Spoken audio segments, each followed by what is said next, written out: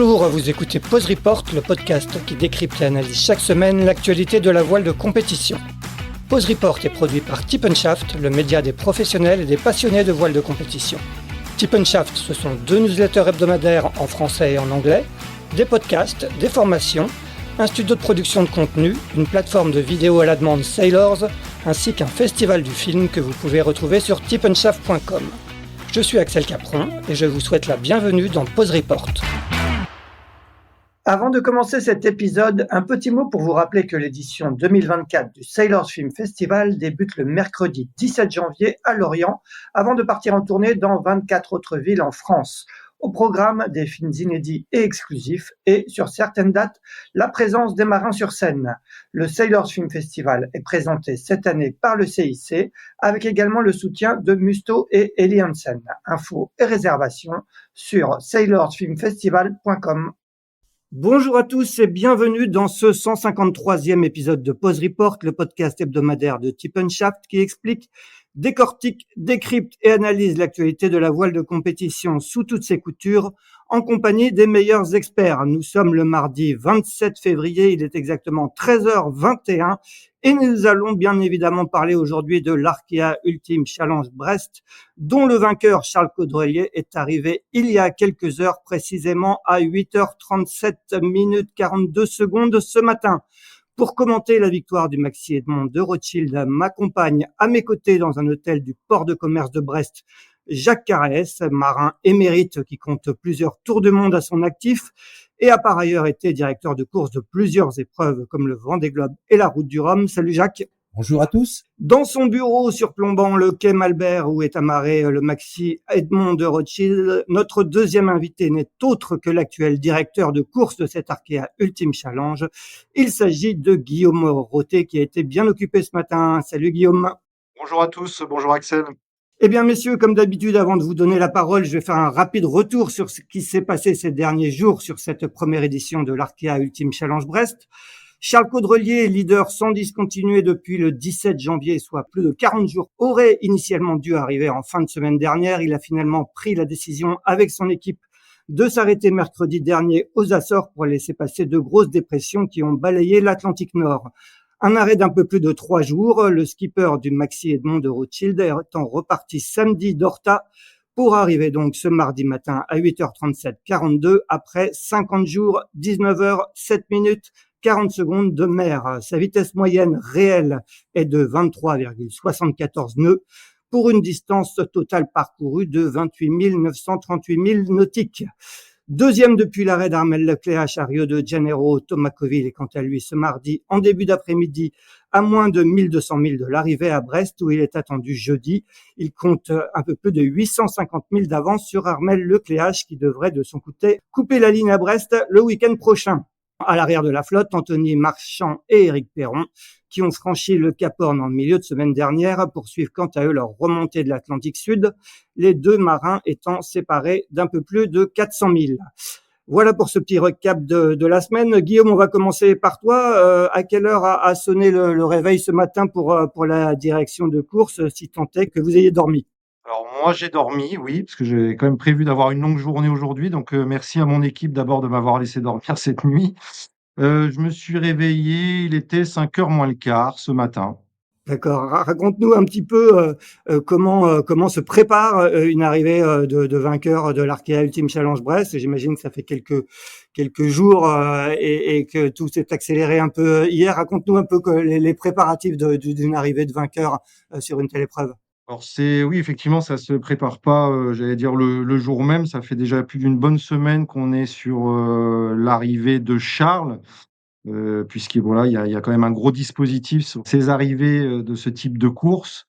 Déjà, il y a un dispositif sécurité d'encadrement du bateau, et puis un gros dispositif communication. Donc, il faut voilà coordonner les différentes parties ensemble. Et puis, il y a un gros travail aussi qui est fait avec les autorités maritimes, justement pour s'assurer que voilà que l'encadrement, que le dispositif sécurité permet voilà d'éviter tout accident, notamment avec les usagers du plan d'eau, parce que ce sont des bateaux voilà, on le sait maintenant, qui peuvent évoluer très vite sur le plan d'eau. Donc, voilà, il faut qu'on prenne toutes les garanties nécessaires. Du coup, effectivement, c'est beaucoup de réunions, de documents à préparer, beaucoup d'échanges, voilà, pour au final tout valider, pour que tout soit prêt, le jour J. Et voilà, et c'était le cas depuis vendredi dernier, voilà, où tout était relativement bien calé. Et voilà, et puis après, bah, c'est comme dans la magie de l'événementiel, toutes les pièces du puzzle s'assemblent et puis, voilà, on est arrivé là ce matin avec cette belle arrivée de Charles. Bon, tu vas nous raconter un petit peu justement le déroulé de cette matinée. Jacques, tu as maintes fois vécu ce genre de moment, ce genre d'arrivée de course. Dans quel état d'esprit un peu est un directeur de course dans ces cas-là? Ah oui, c'est vrai que c'est exceptionnel que ça soit un départ ou une arrivée. Moi, je t'avoue que j'arrive pas à dormir la veille, enfin la nuit du départ et la nuit aussi avant l'arrivée du premier et des coureurs en général.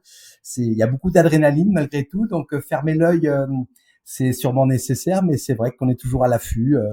Je dormais à l'époque souvent avec mon téléphone sous l'oreiller, donc c'est peut-être pas la meilleure méthode pour dormir, mais bon, ça fait partie de ma façon de faire.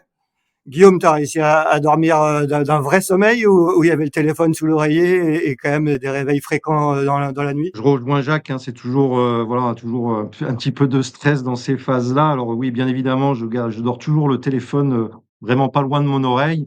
Et oui, oui, ça a été malgré tout, voilà, une petite nuit parce que, alors même là, si l'arrivée de Charles était relativement bien programmée, malgré tout, on a ces réflexes effectivement, au cours de cette nuit, de se réveiller plusieurs fois pendant la nuit. Bah, voilà, parce que certainement que ça doit tourner un petit peu dans la tête et puis, voilà, tout comme Jacques, on a un peu l'habitude aussi de ces fameuses ETA qui peuvent éventuellement, bouger au cours des nuits. Donc, par réflexe, je sais pas, le corps doit se réveiller inconsciemment toutes les 2 heures environ, pour être sûr que, voilà, que tout va bien, que, voilà, que le bateau est pas en train d'arriver et cetera et cetera. Bon, est-ce que tu peux nous raconter un petit peu le dispositif qu'il y avait sur l'eau ce matin pour accueillir Charles, le dispositif de sécurité? J'imagine qu'il y avait aussi un petit peu de bateau accompagnateur pour suivre l'arrivée en direct. Oui, oui, alors, heureusement, les dispositifs sur l'arrivée sont quand même un peu plus, enfin, un peu moins lourds, j'allais dire, que les dispositifs, de départ. Pour la bonne et simple raison, c'est que, voilà, il y a qu'un bateau qui arrive sur zone, contrairement, voilà, aux phases de départ. Malgré tout, oui, oui, il y a un dispositif de sécurité qui est construit en collaboration, justement, avec les autorités et qui doit permettre aussi au dispositif, j'allais dire médiatique de pouvoir exister. Donc, en fait, c'est assez simple. Voilà, le bateau est, on va dire, enfermé dans une espèce de bulle de sécurité qui est, voilà, un périmètre qui est délimité par un certain nombre de semi-rigides. Donc, des semi-rigides et de l'organisation, mais aussi des semi-rigides, de l'équipe, du concurrent qui est en train d'arriver. Donc là, en l'occurrence, c'était de Gitana. Donc, c'est sur une zone qui est sous arrêté, de la préfecture maritime, donc qui est, voilà, qui est parfaitement encadrée.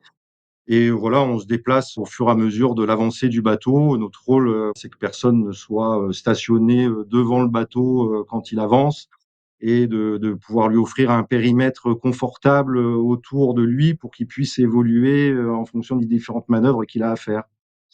Voilà, en résumé, un petit peu le dispositif sécurité. Bah, voilà, ce dispositif est puis appuyé aussi également, par des moyens de l'État, donc, par la gendarmerie et d'autres moyens de l'État et également de nos amis de la SNSM qui sont toujours présents, que ça soit sur les phases de départ ou d'arrivée, avec une équipe d'urgentistes, à bord, au cas où, voilà, il y aurait un incident dans ces vases-là. Jacques, tu as vécu une arrivée victorieuse de Gitana ici en décembre 2019 pour la Brest Atlantique, hein, si je me souviens bien, tu étais directeur de course. Est-ce qu'il y a une spécificité des arrivées à Brest dans cette rade? Oh bah oui, l'arrivée à Brest, elle est magique parce qu'il y a justement cet atterrissage entre la pointe de Saint-Mathieu et la pointe du Toulinguet. Donc ça, c'est la ligne qu'il faut passer. Et puis ensuite, il y a justement ce sas de récupération par l'équipage avant de rentrer dans le goulet.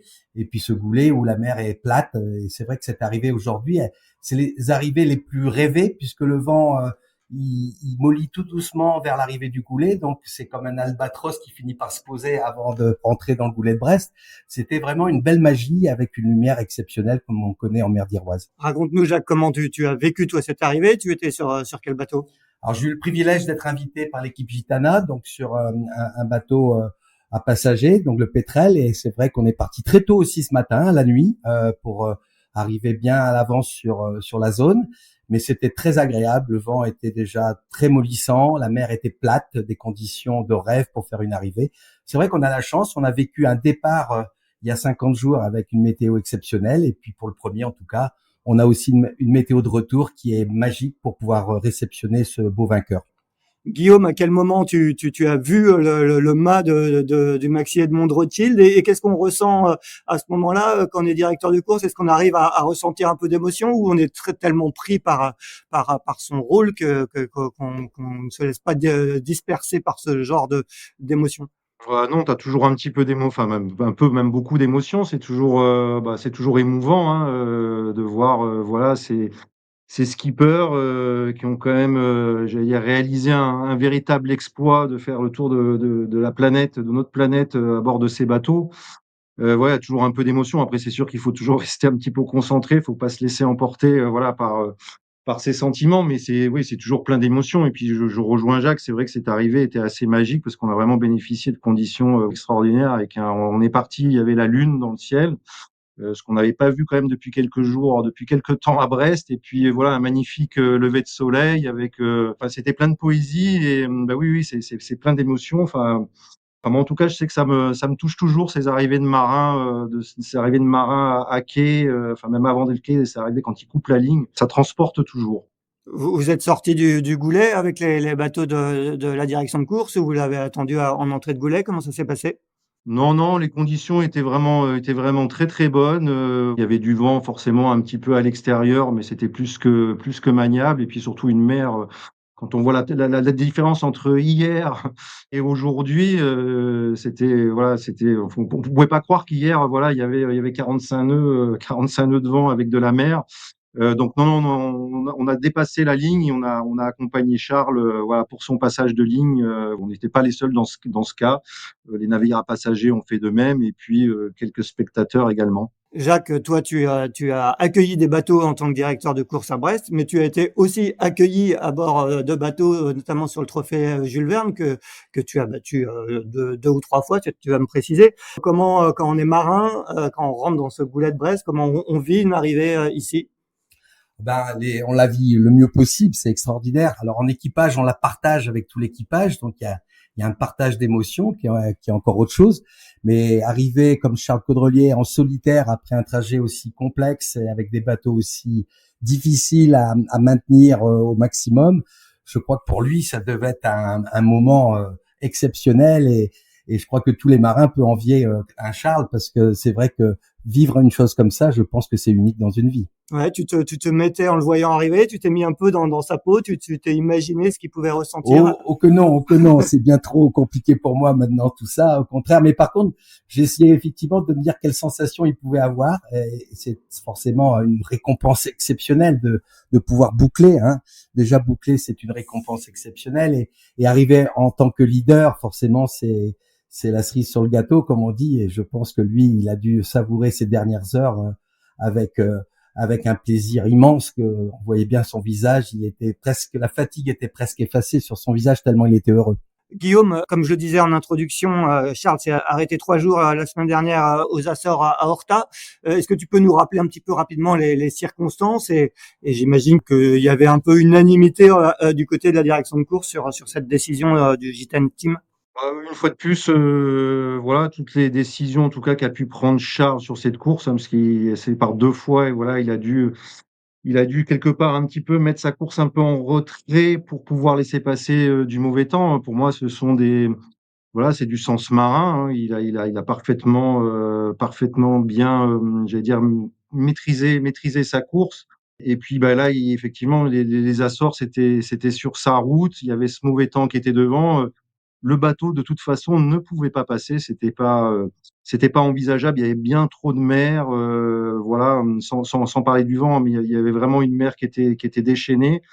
Donc cet arrêt technique, quelque part, il s'imposait. C'était sur sa route. Et puis il avait une fois de plus, il avait vraiment pas trop le choix de le faire.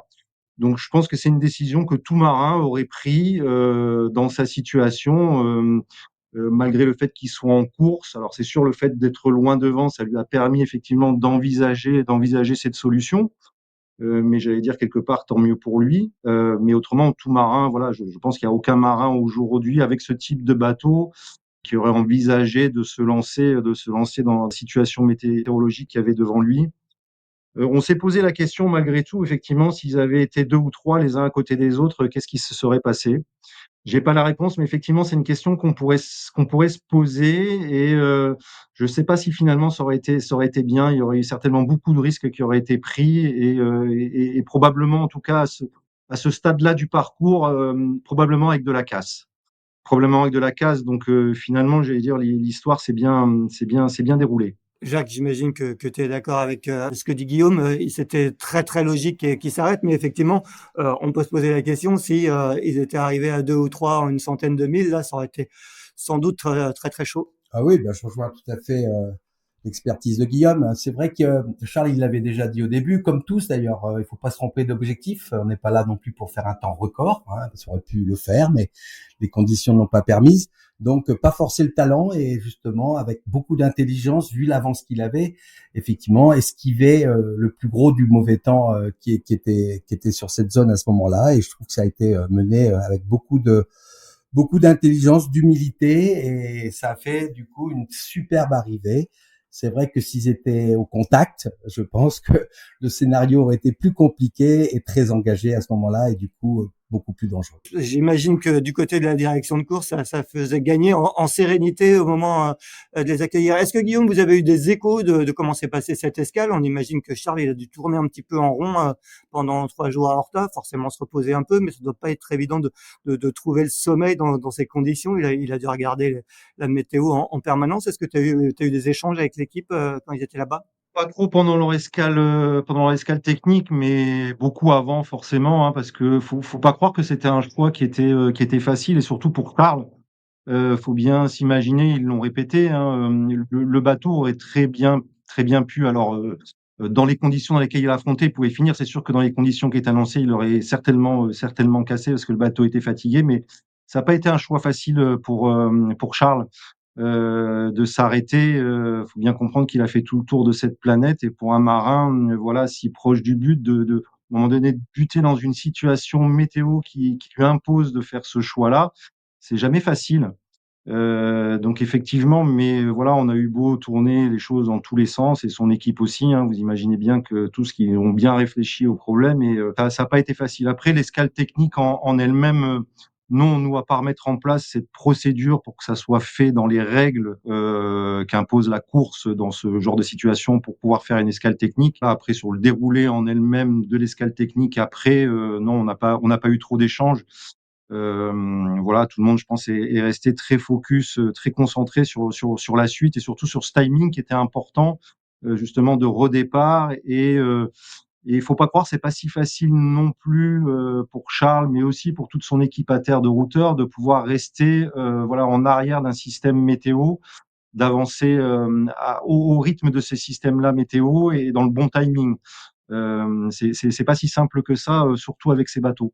Ouais, je crois que la météo n'a pas été si facile que ça sur ces 48 dernières heures de course. Il y avait quand même du vent. On l'a bien vu hier soir. Ça soufflait sur le port de Brest, donc ça n'a pas dû être non plus une partie de plaisir. Non, non, non, tout à fait. C'était pas, ça n'a pas été une partie de plaisir du tout. Et bah, je tiens quand même à souligner enfin j'allais dire le travail incroyable qu'a dû faire Charles justement pour pouvoir ajuster cette vitesse et le travail aussi des routeurs à terre et de son équipe. Voilà, pour pouvoir avoir ce timing parfait justement avec la situation météo et d'arriver. Pour votre information, la veille, donc Cyril Dardachi, le team manager de Gitana, m'avait dit on a prévu de franchir la ligne à 8h30. Ils ont coupé la ligne, il était 8h37. Voilà, donc c'est un beau travail d'équipe, hein, malgré tout, parce qu'il y a le travail aussi à terre, mais aussi le travail forcément de Charles à bord du bateau, parce que c'est quand même lui, il faut le rappeler, hein, même s'il y a une équipe à terre, c'est quand même lui qui est à bord du bateau. Donc voilà, je veux dire, ça, quelque part, ça se passe de commentaires. Bravo à toute cette équipe. Est-ce que tu peux nous raconter, après le passage de ligne, donc 8h37, 42 ce matin, comment ça se passe? Il y a tout un processus, tout est écrit à l'avance jusqu'à l'arrivée au ponton. Raconte-nous un petit peu. Alors, on essaye effectivement d'écrire un maximum de choses à l'avance. J'allais dire, on a un peu la même démarche quelque part qu'un marin qui essaye, enfin qui en tout cas qui travaille, qui navigue dans l'anticipation. On essaye, voilà, d'imaginer un peu tous les scénarios. Et pour ça, voilà, ça passe avec beaucoup d'échanges, notamment avec l'équipe. pour savoir voilà comment va se passer cette ligne, à quel moment ils vont embarquer la première partie de l'équipe, donc l'équipe technique qui va aider Charles une fois la ligne franchie à manœuvrer le bateau, à rouler les voiles, etc. À quel moment effectivement on va embarquer la famille. Et il y a tout un déroulé qui est quand même écrit à l'avance de manière à ce qu'on sache à chaque moment, à chaque étape d'avancée du bateau vers le quai, voilà où ça va se produire et pour toujours pareil pour anticiper l'évolution du bateau. Il n'y a pas d'incident sur le plan d'eau avec les autres usagers.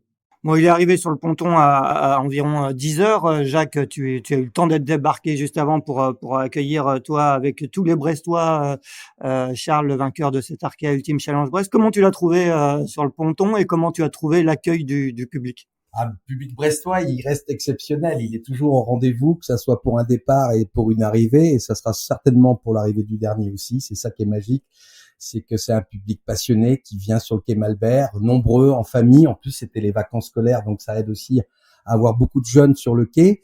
Non, c'était une arrivée bien, comme dit Guillaume, bien réglée, bien chronométrée. On a eu le temps de descendre avec le bateau à passagers sur le ponton d'accueil de l'Ultime. Donc c'est un privilège aussi d'être sur le ponton. Mais au-dessus du ponton, il y a ce fameux quai qui est énorme, qui peut recevoir beaucoup de public. Donc la vue de tous sur le bateau était intéressante. Et puis surtout le discours de Charles, forcément à chaud, comme ça, de parler de ce qu'il a vécu. Je pense qu'il a pas eu le temps de tout dire, mais parce qu'il a eu certainement énormément de soucis qu'il a pu résoudre.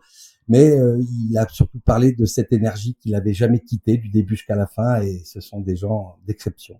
Ouais, on a senti beaucoup de sérénité. Est-ce que tu le disais tout à l'heure, Guillaume, est-ce que tu l'as senti fatigué? Tu l'as senti comment, toi, quand tu regardais ses traits au moment où il s'exprimait et il racontait cette victoire? Ah, c'est sûr que les traits sont quand même un petit peu marqués, hein, parce que l'exercice qu'il vient de faire, c'est quand même pas anodin. Malgré tout, comme le disait Jacques tout à l'heure, je pense qu'il y a tellement d'euphorie, de joie d'avoir quand même réussi cet exploit que, au final, voilà, il y a beaucoup de choses qui s'effacent. Je pense que, enfin, souvent c'est le cas, hein, alors à part des exceptions, mais souvent les marins dans cette euphorie-là, ils se sentent plus fatigués, tout va bien, ils ont le sourire, les visages semblent moins marqués. Après demain, par contre, ça risque d'être un petit peu différent. Souvent, il y a un peu le contre-coup de tout ça, et là, et d'un seul coup, la fatigue, d'un seul coup, pèse très très lourd sur les épaules. Mais là, effectivement, c'est vrai quand on voit le visage de Charles à cette arrivée à quai, bon, on n'a pas forcément l'impression qu'effectivement, il vient de faire 50 jours de mer sur un ultime, et qu'il vient de faire le tour de la planète.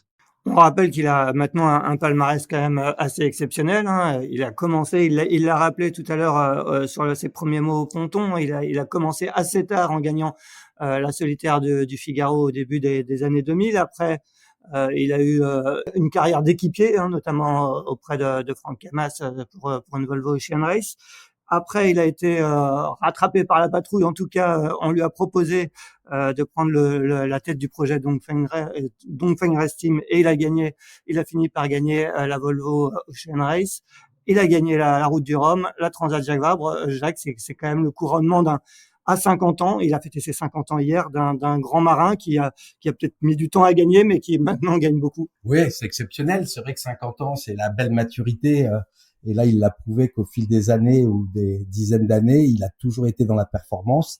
Il est arrivé assez tard, effectivement, découverte de la compétition à la voile, mais c'est un garçon qui apprend très vite et en fait, il fait pas d'erreur, et c'est vrai qu'il est toujours sur les podiums, pour ne pas dire la première place. Donc ça fait partie de ces gens d'exception. Cette victoire, pour toi, Jacques, c'est la victoire. Forcément, il faut aussi une part de réussite, hein. Il a peut-être pas touché comme tous les autres, mais est-ce que Loïc Perron parlait l'autre jour de consécration d'un bateau? C'est aussi la consécration de ce Maxi Edmond Rothschild qui aura marqué l'histoire de cette classe ultime. Complètement, Axel. C'est vrai que ce bateau-là, c'est peut-être l'ultime qui a été le premier mis à l'eau, en tout cas de cette génération de bateaux. Il y a un travail énorme, il y a un travail des cabinets d'études, des architectes, de l'échange entre les marins et le cabinet d'architecture. C'est un bateau très abouti, qui a mis du temps aussi, hein. Il faut du temps, il faut arriver à trouver des partenaires qui sont pas dans l'attente de proximité. Tout ça, ça mûrit au fil des années pour être au point. Ce qu'ils ont réussi à faire là en solitaire, on l'aurait peut-être pas fait il y a 5 ans. Donc je trouve que c'est vraiment une belle reconnaissance de tout ce travail d'équipe et d'architectes et forcément des partenaires qui n'ont pas peur de s'investir dans ce sport. Guillaume, tu disais qu'il avait les traits un petit peu tirés, Charles, ce matin. Est-ce que le bateau avait les traits tirés? On a vu quand même quelques petites séquelles à droite, à gauche. Est-ce que tu peux nous faire un petit état des lieux de ce que tu as vu, toi, sur ce bateau ce matin? C'est vrai, de ce qu'on voit, de ce qui frappe tout de suite quand on voit le bateau, voilà, c'est toutes les, j'allais dire les. Alors c'est un peu du cosmétique, mais c'est toutes les parties voilà qui sont rajoutées sur le bateau pour améliorer l'aérodynamisme du bateau. Et effectivement, il manque quelques bouts quand même, que ça soit sur la poutre avant, ça Charles en avait déjà parlé sur son bras avant tribord, mais effectivement on a découvert pour certains que voilà à l'arrière il manquait aussi quelques bouts. Enfin, je suis pas monté sur le bateau, j'ai pas vu dans le détail, mais j'imagine bien il y avait aussi cette grand voile aussi, on a vu qu'il était un petit peu fatigué. J'imagine qu'il doit y avoir plein d'autres petits soucis à bord de petits soucis techniques à bord du bateau. Mais voilà, je vais dire quelque part, c'est normal. Hein, c'est voilà, ils ont quand même navigué pendant quelques milles dans des conditions pas toujours faciles. Donc c'est normal, ça laisse un petit peu quelques séquelles. Malgré tout, on note quand même que voilà, ces bateaux-là ont quand même fait le tour de la planète. Et comme disait Jacques aussi tout à l'heure, il y a 5 ans, je pense pas que c'était envisageable de le faire. Donc ça prouve quand même que malgré les quelques escales techniques, les bateaux sont quand même arrivés à un degré de maturité. Et je ne doute pas si on s'oriente effectivement vers une deuxième édition de l'Arkea. J'imagine que les équipes ont acquis beaucoup d'expérience sur ce tour du monde. Et voilà, ce qui va certainement dans les mois et dans les années à venir augmenter encore la fiabilité de ces bateaux-là. Et on peut imaginer que pour la prochaine édition, ça soit encore mieux. Effectivement, le bateau a subi quelques séquelles. Même Charles en a dit quelques mots à l'arrivée sur le ponton. Il a parlé d'une grand voile déchirée après le Cap Horn qu'il a fini par réparer. Il a parlé d'un plan porteur de safran en moins. Est-ce que vous, à la direction de course, vous étiez au courant de ces avaries? Vous êtes tenus au courant ou ils sont, j'imagine, pas tenus de vous le dire, mais est-ce qu'ils vous le disent quand même? Certaines oui, d'autres non. Alors, il y en a d'autres, on est au courant, j'allais dire par Radio Ponton, mais non, on n'est pas au courant de toutes. En tout cas, ils nous disent la plupart des choses quand effectivement ça touche vraiment à la sécurité du marin, quand ça peut être problématique, mais non, non, on n'est pas au courant de tous les petits bobos que peut avoir le bateau. Mais généralement, les équipes jouent plutôt le jeu dès que ça concerne la sécurité. Voilà, on explique bien en début de course et ils en ont conscience aussi que voilà, comme le fait un marin à bord, il y a un moment donné, faut travailler dans l'anticipation. Et parce que l'anticipation, c'est la seule façon quand la situation se dégrade, si on a anticipé, où on peut réagir plus vite et en tout cas où on sait ce qu'il faut faire pour pouvoir agir bien et rapidement. Jacques, il y a quand même une culture du secret hein, dans la voile de la course au large. Hein. On dit ils aiment pas dévoiler leurs avaries pour pas donner des informations à leurs adversaires. Est-ce que c'est pas un petit peu regrettable? On aimerait peut-être qu'ils en disent peut-être un peu plus. J'ai entendu pas mal de voix qui disaient que bon, ils racontent quand même pas grand-chose. Tout va bien sur Banque Populaire, sur Max Edmond Rothschild. Et quel est ton avis? Bah oui, Excel, c'est vrai que c'est des compétiteurs. Les problèmes techniques font partie aussi de la compétition et de le cacher forcément, ça, ne pas le cacher, ça aiderait forcément à donner des atouts supplémentaires à l'adversaire. Donc c'est le jeu de cette course. Parfois, on est un petit peu sans savoir trop ce qui se passe, donc on manque un peu de matière pour faire véhiculer cette belle course, parce que c'est vrai que c'est aussi les avaries, les façons de les réparer qui font l'histoire de ces courses-là. Mais la compétition est tellement intense et le niveau a tellement été élevé qu'aujourd'hui, les équipes révèlent très peu de choses. Il y a cette espèce de cachet pour ne pas appâter la concurrence en quelque sorte. Et par contre, c'est vrai que avoir une relation très forte avec les équipes ou les team managers, avec la direction de course, ça c'est autre chose parce que ça reste à l'intérieur de la direction de course. Et comme disait Guillaume, en cas d'une avarie dans ces zones-là qui sont parfois difficiles comme l'océan Indien ou le Pacifique Sud, une petite avarie peut vite en amener une plus grande. Et de Caribansi là, on peut tomber sur des des situations de crise. Donc, être dans la confidence entre les team managers et la direction de course, c'est un sujet important et qui me semble aussi attaché d'avoir toujours en permanence parce qu'il faut pas qu'on soit surpris. Et c'est vrai que ces équipes sont de plus en plus autonomes. Parfois, la direction de course, c'est bien moins des choses qu'eux, mais c'est vrai que la direction de course reste quand même le dénominateur commun et il faut faire attention aussi dans cette confidence. C'est important à condition de la garder, bien entendu. Guillaume, on va bientôt te libérer parce qu'on sait que ton temps est précieux dans cette longue journée d'arrivée du vainqueur. Est-ce que tu peux nous dire un peu à quoi s'attendre maintenant pour la suite? On attend maintenant Thomas Coville qui est, comme je disais, à moins de 1200 milles de l'arrivée à Brest. Quand est-ce que les Brestois pourront accueillir Thomas? Alors, j'ai pas encore confirmation des ETA puisque Sodebo dans la continuité voilà de Charles veulent aussi bien évidemment Thomas veut aussi voilà avoir une belle arrivée et de préférence voilà un moment dans la journée où effectivement les spectateurs que ça soit à terre ou en mer puissent venir le voir. Écoute, pour l'instant on s'oriente plutôt sur une arrivée jeudi matin à peu près sur les mêmes timings que ce qu'on a vécu ce matin.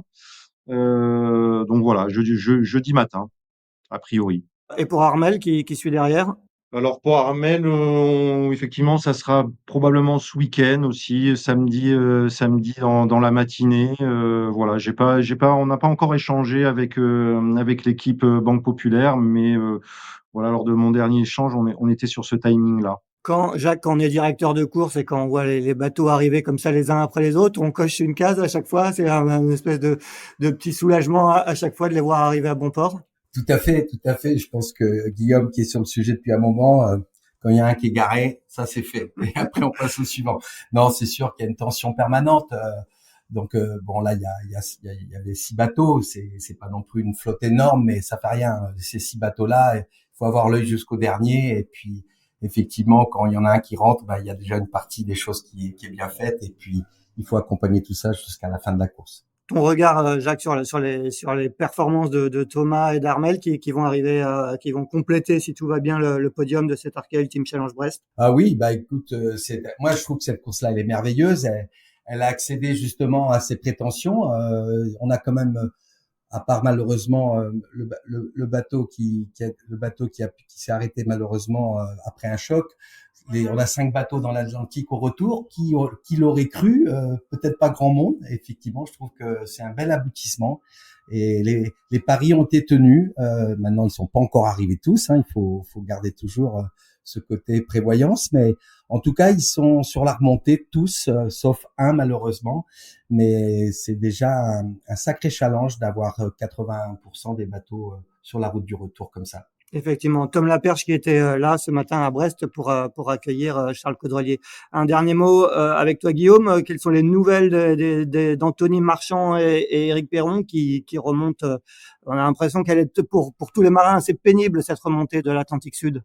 Ouais, ça fait un petit moment qu'on le dit, il faut pas négliger cette remontée de l'Atlantique. On a toujours l'impression, c'est vrai qu'on les gens ont tendance à croire que voilà, une fois le Cap Horn passé, ça y est, c'est la porte de la délivrance et le retour vers la maison. Mais on le voit dans de nombreux cours autour du monde, cette remontée de l'Atlantique Sud et après derrière, surtout à cette période de l'année, de l'Atlantique Nord.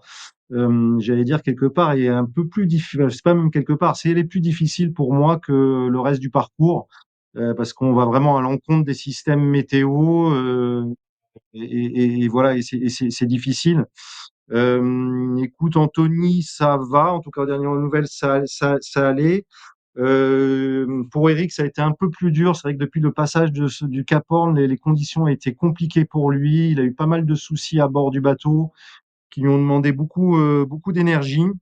Mais écoute, en tout cas, je ne doute pas qu'ils arrivent jusqu'au bout de leur aventure. Voilà, ce sont deux très bons marins voilà, on connaît aussi leur ténacité et je ne doute pas qu'ils arrivent jusqu'au bout.